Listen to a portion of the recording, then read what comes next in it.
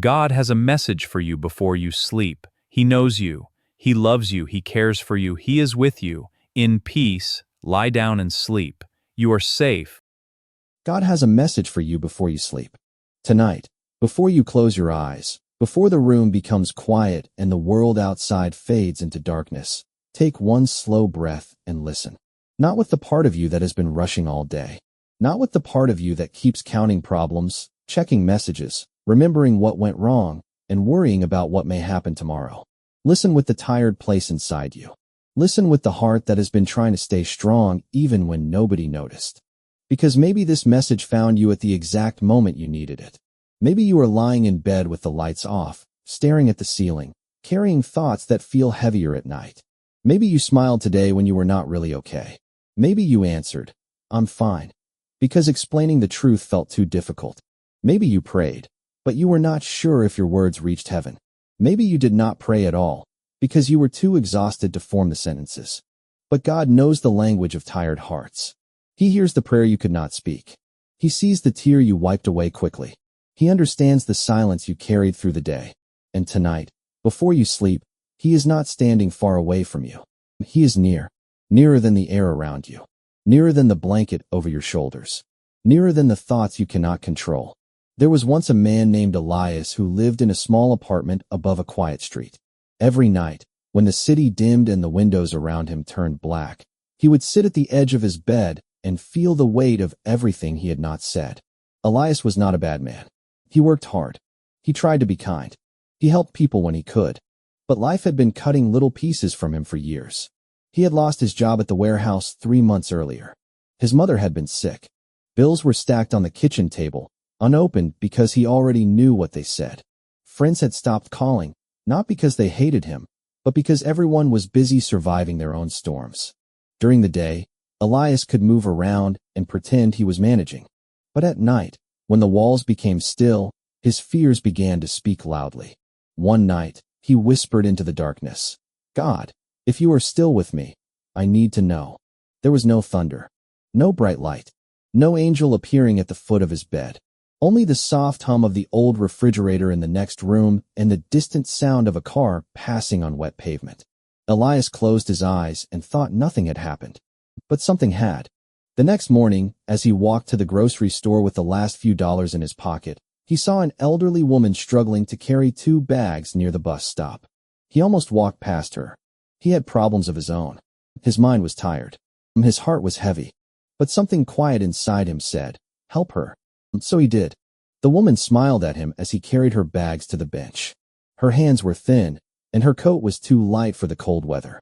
She thanked him and asked his name. "Elias," he said.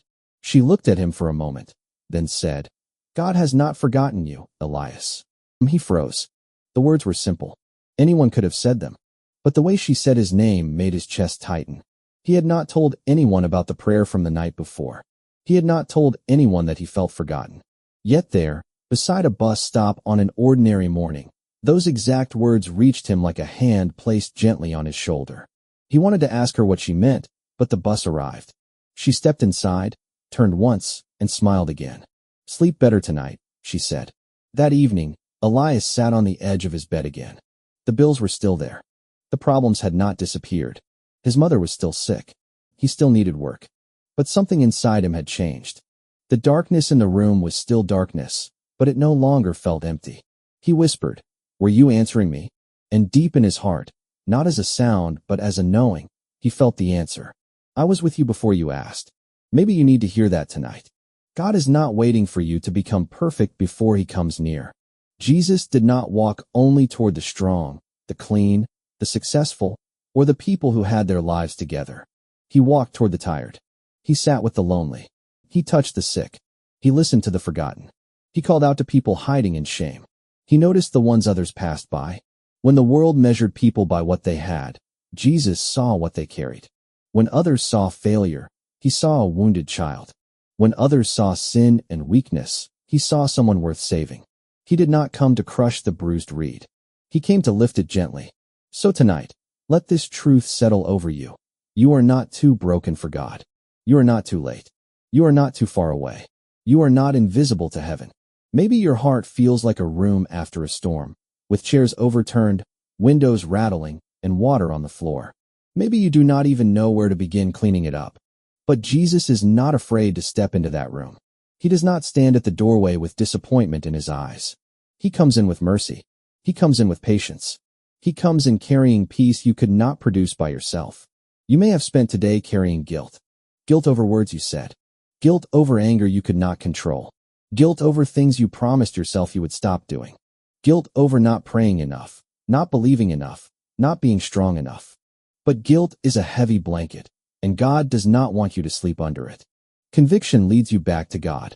Shame tells you to hide from Him. Tonight, do not hide. Bring Him the whole truth. Bring Him the messy thoughts. Bring Him the fear you do not want anyone to know about. Bring Him the bitterness you are ashamed of. Bring Him the questions that sound too honest. Bring Him the tired version of you, not the polished one.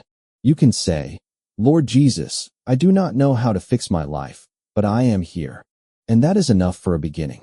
Elias did not become fearless overnight. The next week was still hard. He applied for jobs and heard nothing. His landlord left a notice under the door. His mother called one evening trying to sound cheerful, but he could hear pain under her voice. That night, Elias felt the old despair return. He stood in the kitchen, staring at the bills. The apartment seemed smaller than ever. Rain tapped against the window, slow and cold. He pressed both hands on the table and whispered, God, I thought you said you were with me. And then, as if from nowhere, he remembered a verse his mother used to read when he was a child. Come to me, all you who are weary and burdened, and I will give you rest. He had heard it many times before, but that night it did not sound like a religious sentence. It sounded like an invitation. Come to me. Not come to me when you have answers. Not come to me when you stop crying. Not come to me when you finally understand why everything happened. Come to me now. I'm weary, burdened, I'm heavy. Come as you are. Elias slid down to the kitchen floor and cried. He cried like a man who had been holding his breath for months. He cried because he was afraid. He cried because he missed the life he used to have. He cried because he was tired of pretending.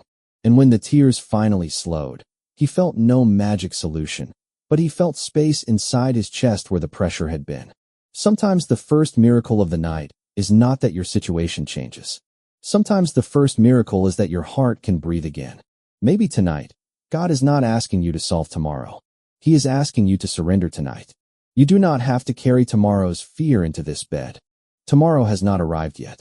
The conversation you dread has not happened yet. The result you fear has not come yet. The door you hope will open has not opened or closed yet. Your mind may be running ahead, imagining every possible pain, but your body is here, in this night, under God's watch. Jesus once spoke to a storm. The waves were violent. The boat was shaking. The disciples were terrified. But Jesus was there with them. He did not abandon them to the wind. He stood and said, Peace, be still. Tonight, perhaps the storm is not outside you. Perhaps it is in your thoughts. Perhaps it is in your chest. Perhaps it is in the memories that return when the lights go out. But the same Jesus who spoke to waves can speak to the storm inside you. Peace, be still. Not because everything is easy. Not because every problem has vanished. But because He is present. There is a kind of peace that does not depend on the room being perfect. It can enter hospital rooms. It can enter lonely bedrooms. It can enter apartments where unpaid bills sit on the table. It can enter homes where people are grieving. It can enter the heart of someone who has made mistakes and does not know how to forgive themselves. That peace has a name. His name is Jesus. If you feel alone tonight, remember this. Loneliness is not proof that God has left you. Sometimes loneliness is the place where you begin to hear Him more clearly. When the noise becomes quiet, the soul notices its hunger. When people cannot reach the deepest part of you, God can. There are wounds no human sentence can fully heal. There are disappointments that even good friends cannot understand. There are prayers you have repeated so many times that you wonder whether heaven is tired of hearing them. But God is not tired of you. A parent does not become tired of the child who comes home crying. A shepherd does not become annoyed because the lost sheep needs to be carried. A healer does not hate the wound because it needs treatment. Jesus does not despise your need. He welcomes you in it. Elias began to do something every night. Before sleeping, he would sit quietly and name 3 things to God. Not big, polished prayers. Just 3 honest things. One thing he feared. One thing he was thankful for. One thing he needed help with. Some nights, his fear was simple. I am afraid I will not find work. Some nights, his gratitude was small. Thank you that I had enough food today. Some nights, his need was desperate. Help me not give up. He did not always feel different right away. But over time, those few minutes became like lighting a candle in a dark room. The darkness did not vanish all at once, but it no longer owned the whole space. One Friday afternoon, Elias received a call from a small repair shop across town. He had applied there weeks before and forgotten about it. The owner needed someone reliable to handle deliveries, inventory, and customer calls. The pay was not high, but it was honest work. Elias accepted immediately. On his first day, he noticed a wooden sign hanging behind the counter. It said, "God is near to the brokenhearted." He stared at it longer than he meant to. The shop owner, a gentle man named Mr. Caleb, noticed and said, "That verse kept me alive once." Elias nodded. "I think it is keeping me alive now." They became friends slowly. Not the loud kind of friends who fill every silence, but the kind who can sit together after work, drink coffee, and speak honestly. Mr. Caleb had lost his wife years earlier. He understood grief. He understood bills. He understood nights when prayer felt like talking into a dark hallway. One evening, after closing the shop, Elias told him about the old woman at the bus stop. Mr. Caleb listened quietly. Then he said, "God often sends messages through ordinary people. We expect the sky to open, but sometimes he sends a sentence, a song, a stranger, a memory, a verse, a small act of kindness." Elias looked down at his hands. Why does he not just fix everything at once? Mr. Caleb took a long breath. "I have asked that too," he said. "But I have learned that God is not only interested in changing our circumstances. He is also forming us inside them. I do not mean he enjoys our pain. I mean he does not waste it. He can grow compassion in the soil of sorrow. He can grow patience in the waiting. He can teach us to lean on him when the floor beneath us is shaking." That night, Elias walked home under a purple evening sky. For the first time in months, he noticed the smell of bread from a bakery, the reflection of streetlights on wet pavement, the sound of children laughing behind an apartment window. The world had not become perfect, but he was awake to goodness again. This is something God may want to restore in you too. Not just your sleep, not just your strength, but your ability to notice light again. Pain can make the world narrow. Anxiety can turn every thought into a locked door. Grief can cover beauty like dust on a window. But the love of God gently clears the glass. Little by little, you begin to see that life still contains gifts. A warm drink, a safe bed, a message from someone who cares, a sunrise you did not earn, a breath you almost forgot to be thankful for. Tonight, do not let the enemy convince you that because one chapter is painful, the whole story is ruined. God is still writing.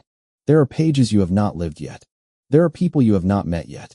There are prayers that are still growing roots beneath the soil. There are doors God can open that you do not even know exist.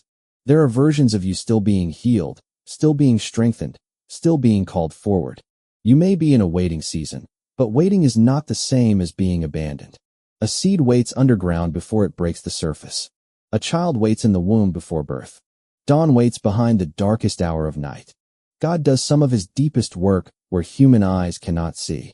So if your life feels hidden tonight, if your progress feels invisible, if you are wondering whether anything is changing, remember, roots grow in the dark. Jesus sees what is forming in you. He sees your small obedience. He sees that you got up again. He sees that you resisted bitterness for one more day. He sees that you kept loving people even with a bruised heart. He sees that you are trying. And he is not measuring you by the speed of your healing. He is walking with you through it. Maybe there is someone you need to forgive, and the thought of it makes your whole body tense. Forgiveness does not mean pretending the wound did not matter. It does not mean trusting someone unsafe. It does not mean erasing consequences. Forgiveness means placing the debt into God's hands because your soul was never meant to be a prison for another person's wrong. Tonight, you can begin with one sentence. Lord, I am not ready, but make me willing. Maybe the person you need to forgive is yourself. You replay old mistakes at night. You remember the conversation you wish you could redo. You think about the path you should have taken. You punish yourself with what-ifs until sleep feels impossible. Hear this gently. Regret can teach you, but it was never meant to become your home. Peter denied Jesus 3 times. He failed publicly. He wept bitterly. He probably thought his calling was over. But the risen Jesus did not throw Peter away. He restored him. He asked Peter, "Do you love me?" And then he gave him purpose again. Failure was not the final word. It is not the final word over you either. The final word belongs to grace. If Jesus could restore Peter, he can restore you. If he could meet Thomas in his doubts, he can meet you in yours. If he could call Lazarus out of a tomb, he can call life out of places in you that feel dead. If he could forgive those who nailed him to a cross, his mercy is deeper than your worst day. Do not go to sleep believing you are beyond his reach. You are not. As months passed, Elias's life did not become easy, but it became rooted. His mother's health improved slowly. He paid one bill, then another. He still had nights of fear, but fear no longer had the only voice. He learned to pray while washing dishes. He learned to thank God on buses. He learned to pause before answering harshly. He learned to ask for help. He learned that strength is not always standing tall. Sometimes strength is kneeling honestly. One evening, nearly a year after the night he first whispered for God to show him he was there, Elias was closing the shop when a young woman came in just before the door locked. She looked exhausted. Her coat was soaked from rain. Her eyes were red like she had been crying. "I know you are closing," she said, "but my phone died, and I do not know where to go. I just lost my job today." Elias saw himself in her. Not perfectly, but enough. He let her sit inside. "Mister." Caleb made tea. They helped her call her sister. Before she left, she looked at Elias and said, "I do not know why, but I felt like I should come into this shop." Elias smiled softly. Sometimes you become the answer to a prayer you once prayed. Before she stepped back into the rain, Elias said, "God has not forgotten you." The young woman began to cry, and Elias remembered the old woman at the bus stop. He remembered the sentence that had carried him through the first crack in the darkness. He realized that God's messages do not always end with us. They pass through us. Comfort received becomes comfort given. Mercy received becomes mercy offered. Hope received becomes a lamp in another person's night. Maybe that is why you are still here. Not because your pain was small. Not because your journey has been easy. But because God still has light to shine through you. Even your scars can become windows for grace. Tonight, before you sleep, imagine Jesus sitting near you. Not distant. Not angry. Near. His presence is calm. His eyes are full of truth and kindness. He knows everything you have done and everything that has been done to you. He knows the words you never said. He knows the prayers you stopped praying. He knows the dreams you buried because hoping began to hurt too much. And still, he says, "Come to me." You do not have to impress him. You do not have to perform. You do not have to hide the broken places. Just come. Let him remind you that your worth is not built on productivity. You are not loved only when you are useful. You are not valuable only when you are strong.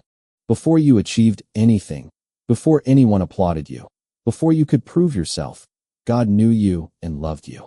The world may ask, "What did you accomplish today?" God may be asking, "Will you let me hold your heart tonight?" There is a holy rest that begins when you stop arguing with your own exhaustion. You are human. You need sleep. You need grace. You need help. You need forgiveness. You need God. There is no shame in that. So unclench your jaw. Relax your shoulders. Let your hands open. You can release what was never yours to control. Release the conversation you cannot change tonight. Release the person you cannot fix tonight. Release the fear of what people think. Release the pressure to have every answer. Release the idea that God is disappointed because you are tired. He knows you are dust, and he loves you tenderly. Before you sleep, let this message sink deep into your spirit. God saw you today.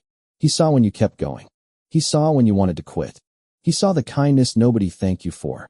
He saw the tears you hid. He saw the temptation you resisted. He saw the memory that hurt you. He saw the small hope that refused to die. And he is still with you now. You can rest because God does not sleep. You can close your eyes because his eyes remain open. You can stop holding the world together because it was never resting in your hands. It rests in his. If tomorrow brings difficulty, grace will be there tomorrow. If tomorrow brings a decision, wisdom will be there tomorrow. If tomorrow brings sorrow, comfort will be there tomorrow. If tomorrow brings a door, courage will be there tomorrow. You do not need tomorrow's strength tonight. You only need tonight's surrender. Say softly, even if only in your heart, "Lord Jesus, I give you this day. I give you what I did well and what I did poorly. I give you my fear, my guilt, my questions, and my tired body. Forgive me where I failed. Heal me where I hurt. Guide me where I feel lost. Protect my mind while I sleep. Speak peace over my home. Stay near to the people I love. And teach me to trust you one night at a time. Amen. Now breathe again. The night may still be quiet. The room may look the same. Your problems may not have disappeared in an instant. But something sacred can begin in quiet places. A heart can soften. A burden can loosen. A soul can remember that it is not alone. Long ago, shepherds watched their flocks by night. Ordinary men under an ordinary sky. Then heaven broke into their darkness with news of great joy. A Savior had been born. God did not wait for morning to announce hope. He sent light into the night. And He can send light into yours. So sleep now, not because everything is certain, but because God is faithful. Sleep not because you are strong enough to handle everything, but because Jesus is strong enough to hold you. Sleep not because the world is safe in every way, but because your soul is safe in His care. The same God who watched over you today will watch over you tonight. The same Jesus who calmed the storm can calm your heart. The same Spirit who comforted the brokenhearted through generations can comfort you in this very moment. You are loved. You are seen. You are not forgotten. And before you sleep, God's message for you is this. My child, rest. I am here. I have not left you. I am working in ways you cannot see. Your story is not over. Let the night be quiet. Let your heart be still.